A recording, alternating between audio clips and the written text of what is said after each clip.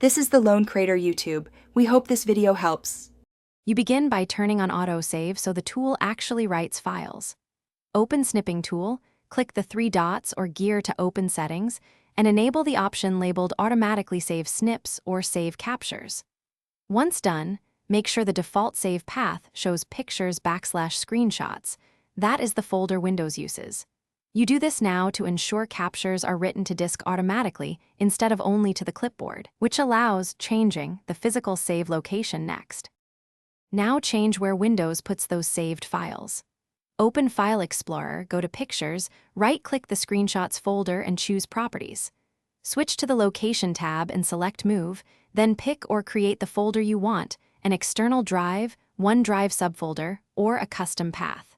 After choosing, click Apply and allow Windows to move existing files. This tells Explorer to redirect the system, Screenshots target, so Snipping Tool auto saves into your chosen directory, going Finish by restarting Snipping Tool and testing a capture. It should land in the new folder. If it does not, make sure the new path exists and Windows has write permission. Right-click the folder, check security settings, and grant your user account full control if needed. Once done, try another snip. If problems persist, sign out or restart Windows to force Explorer to reload folder redirections. That usually resolves lingering location caches and ensures autosave follows your new setting. Thanks for watching. Consider subscribing if we helped you.